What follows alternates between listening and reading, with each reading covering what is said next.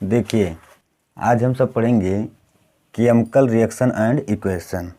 Chemical reaction and equation का हम ये देखेंगे कि physical change and chemical change क्या होता है, फिजिकल चेंज कैसे होता है और केमिकल चेंज कैसे होता है। फिजिकल चेंज का डिफिनीशन है physical change do not involve in chemical reaction. अर्थात जो फिजिकल चेंज है वो केमिकल रिएक्शन में इन्वॉल्व नहीं होता है। जिसे देखिए समझिएगा, dissolve of sugar in water, जब पानी में हम शुगर को मिलाते हैं तो वो क्या होता है, फिजिकल चेंज। दूसरा एग्जाम्पल है स्पॉन्ज एब्जॉर्बिंग वाटर। कहने का मतलब ये है कि जब आप सोखते को पानी में डुबोते हैं तो जो सोखता होता है, स्पॉन्ज होता है, वो पानी को अपने अंदर एब्जॉर्ब कर लेता है। जब पानी अपने अंदर एब्जॉर्ब कर लेता है तो क्या है, इसका मतलब क्या हुआ, फिजिकल चेंज। अर्थात वो उसने पानी को अपने अंदर खींचा है, ना कि उसमें केमिकल चेंज हुआ है। जैसे बॉइलिंग ऑफ वाटर, आप जब बर्फ़ लीजिएगा, कभी बर्फ़ लीजिए और उसे ऐसा करिए, रख दीजिए, मतलब कहीं भी रख दीजिए, उसको तो गलेगा। जब गलता है तो क्या होता है, उसके जो मॉलिक्यूल्स होते हैं, मॉलिक्यूल्स वो क्या होते हैं, एक दूसरे से अलग अलग होते हैं, दूरी मतलब वो दूर होते रहते हैं। जैसे देखिए मान लीजिए जब बर्फ़ सॉलिड फॉर्म में है, आइस, तो उसके मॉलिक्यूल ऐसे नज़दीक रहते हैं, ऐसे। लेकिन जब वो हीट होता, जैसे हीट करिएगा तो उसके जो मॉलिक्यूल्स हैं, ये मॉलिक्यूल्स ये दूर होने लगेंगे, मतलब एक दूसरे से दूरी बनाने लगेंगे। यानी उसके अंदर कोई चेंज नहीं हुआ, उसके जो मॉलिक्यूल्स हैं वो एक दूसरे से दूरी बनाए हैं। फिजिकल चेंज तो हो गया, अब केमिकल चेंज समझिए। केमिकल चेंज क्या है, मतलब कहने का मतलब है रासायनिक बदलाव कह लीजिए या परिवर्तन कह लीजिए, रासायनिक परिवर्तन। Chemical change involve in chemical reaction. कहने का मतलब ये है कि जो केमिकल चेंज होता है इसमें ये केमिकल रिएक्शन में होता है। केमिकल रिएक्शन आप समझिएगा, केमिकल रिएक्शन क्या है। देखिए फर्मेंटेशन समझते हैं, फर्मेंटेशन समझते हो, नहीं समझते होंगे, समझिएगा फर्मेंटेशन क्या है। जैसे विनेगर जानते होंगे, विनेगर का जब किण्वन होता है, मतलब फर्मेंटेशन होता है, तो उसके मॉलिक्यूल्स मतलब उसके इलेक्ट्रॉन के अंदर कुछ चेंज होता है, तो हो गया फिजिकल चेंज। जैसे आपका होगा रेस्पायरेशन, डाइजेशन ऑफ फूड, जब फूड का डाइजेशन होता है तो भी उसमें केमिकल रिएक्शन होता है। बर्निंग ऑफ पेपर, जब आप पेपर को जलाते हैं तब भी केमिकल रिएक्शन होता है। मतलब इलेक्ट्रॉनों की जब छेड़खानी हो तो जान जाइए इसमें क्या हुआ है, केमिकल चेंज। दूसरा देखिए, जिसे और समझ लीजिए केमिकल चेंज। जैसे देखिए मान लीजिए NaCl है, NaCl सोडियम क्लोराइड, NaCl। अब आपको पता ही होगा कि NaCl, Na का एटॉमिक वेट कितने, एटॉमिक नंबर कितना होता है, Na 11, एटॉमिक नंबर 11, अर्थात 281। और Cl का एटॉमिक नंबर 17 होता है। अब देखिए इसका होगा 287। तो ये ऑक्टेट रूल आप जानते ही होंगे। ये कहने का मतलब यह है कि ऑक्टेट रूल में ये अपना क्लोरीन है जो 8 इलेक्ट्रॉन चाहेगा, और इसका 8 इलेक्ट्रॉन लेने के लिए ये Na से 1 इलेक्ट्रॉन ले लेगा। तो जब ये 1 इलेक्ट्रॉन ले लेगा तो इसका 1 इलेक्ट्रॉन इधर आ जाएगा, तो ये हो जाएगा 8।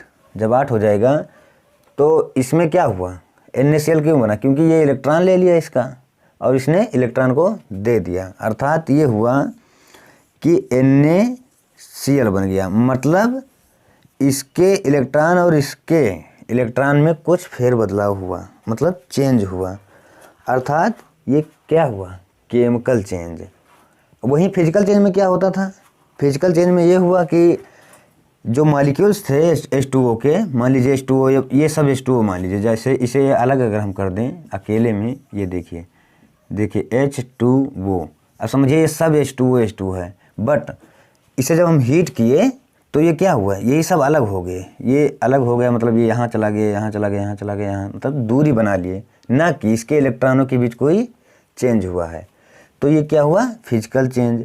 और ये क्या है, जो NaCl जो मतलब इलेक्ट्रॉन शेयर किए, Na ने एक इलेक्ट्रॉन दिया और Cl ने एक इलेक्ट्रॉन गेन किया, मतलब ग्रहण किया। तो जैसे Na इस पे आ जाएगा positive charge plus Cl minus.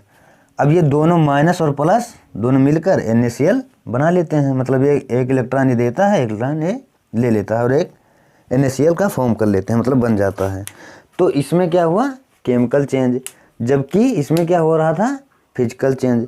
जैसे बताया पहले आपको कि जैसे बर्फ़ हो, क्या कहते हैं, स्पंज एब्जॉर्ब वाटर। स्पंज मतलब जब सोखते को आप लीजिएगा तो ऐसे वाटर में डालिए तो अपने अंदर जो वाटर के मॉलिक्यूल्स अपने अंदर एब्जॉर्ब कर लेता है, एब्जॉर्ब कर लेता है, ना कि उसके इलेक्ट्रॉन के अंदर कोई छेड़छाड़ होता है। इलेक्ट्रॉनों के अंदर कोई किसी भी प्रकार का छेड़छाड़ नहीं होता है। Dissolve of sugar, physical change में डिजॉल्व ऑफ शुगर, जैसे पानी को आप पानी में शुगर मिलाए तो जब मिल गया, उसमें घुल गया, उसके इलेक्ट्रॉनों के अंदर कोई चेंज नहीं होता है, बट वो केवल घुल ही जाता है, मिल ही जाता है। जैसे ये हो गया बॉइलिंग ऑफ वाटर, जैसे बर्फ़ का पिघलना हुआ, मतलब जब बर्फ़ पिघलेगा तो उसके मॉलिक्यूल्स दूर दूर हो जाएंगे, और हीट करिएगा तो उसका क्या होगा, वाष्प बन के ऊपर हो जाएगा, वेपर बन के ऊपर उड़ जाएगा उसके मॉलिक्यूल्स, ना कि उसके इलेक्ट्रॉनों के अंदर छेड़छाड़ हुआ है। इतना आप समझ गए होंगे। अब आगे देखिए, what is a chemical reaction. Chemical reaction क्या है, जैसे चैप्टर का नाम ही है कि chemical reaction and equation.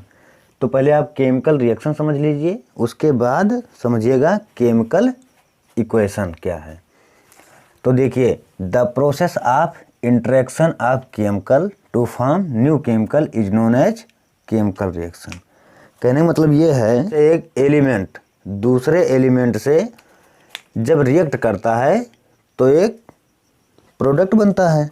But देखिए, उस समय जब इसकी रिसर्च हो रही थी, मतलब मीन्स खोज हो रही थी, तब वहाँ पर तो ये तो था नहीं कि हाइड्रोजन ऐसे स्पेशलिस्ट दिखाई दे रहा होगा या ऑक्सीजन ऐसे दिखाई दे रहा होगा।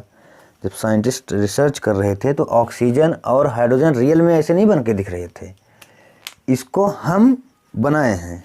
अब कैसे बनाए हैं, अब देखिए, वो इक्वेशन में समझिएगा, बट इसका केमिकल रिएक्शन में समझ लीजिए कि ये केमिकल रिएक्शन किसे कहते हैं। जैसे जब वैज्ञानिकों ने इसे खोजा होगा तो उन्हें ऐसा कुछ दिखाई दे रहा होगा, ऐसे गोला गोला ऐसे कुछ भी दिखाई दे रहा होगा। अब इसी गोले को इन्होंने नाम क्या दे दिया, हाइड्रोजन, और इनको हो सकता है कि ऑक्सीजन इस प्रकार दिखाई दे रहा हो, ऐसे ऐसे। तो इसी को उन्होंने मैथमेटिक्स में बनाया, जैसे इसका नाम हाइड्रोजन दे दिया। क्यों, क्योंकि हर जगह, जैसे आप यहाँ और विदेशों में जाइए तो हर जगह हाइड्रोजन का सिंबल जो होगा यही होगा, ना कि ये गोला ऐसे बन के आएगा, कहीं नहीं। ऑक्सीजन मतलब ओ ही रहेगा, ऐसे कहीं भी ऐसे ऐसे करके कुछ आएगा नहीं। क्यों नहीं आएगा, क्योंकि इसको मैथमेटिक्स में चेंज कर दिया गया। पहले तो इसे केमिकल रिएक्शन जो इस प्रकार दिखाई दे रहे थे गोले गोले, अब इसी को जब मैथमेटिक्स में चेंज कर दिया गया तो उसी को कहा गया केमिकल इक्वेशन। अब इसी के मतलब इसी में आपको chemical equation and chemical reaction दोनों बता दिया गया। क्यों, जब ये केवल सिंबल, मतलब ये सिंबल नहीं था, केवल एक अनुमान लगाया जा रहा था, तो उसे क्या कहा गया था, केमिकल रिएक्शन। और जब इसे सिंबल मैथमेटिक्स में इसको सिंबल दे दिया गया, एक रियल में नाम दे दिया गया, जैसे हाइड्रोजन, नाइट्रोजन, ऑक्सीजन या हीलियम, या आप आर्गन कर लीजिए, क्रिप्टन, कुछ भी कर लीजिए, कार्बन कर लीजिए, तो ये सब मैथमेटिक्स में इसका नाम दे दिया गया, तो हो गया केमिकल इक्वेशन। और जब ऐसा ऐसा दिखाई दे रहा था, ऐसे ऐसे या ऐसे ऐसे गोला गोला या कुछ भी सिंबल, डाल्टन ने तो ये भी कहा था कि एक बार चांद तारे या ऐसे इनका नाम दिया जाए, शुक्र, शनि ऐसा सब भी डाल्टन ने कहा था, तो वो सब नहीं शो कर रहे। तो इसीलिए इसका केमिकल इक्वेशन बनाया गया। इतनी बात आपको क्लियर एकदम समझ में आ गया होगा। अब आगे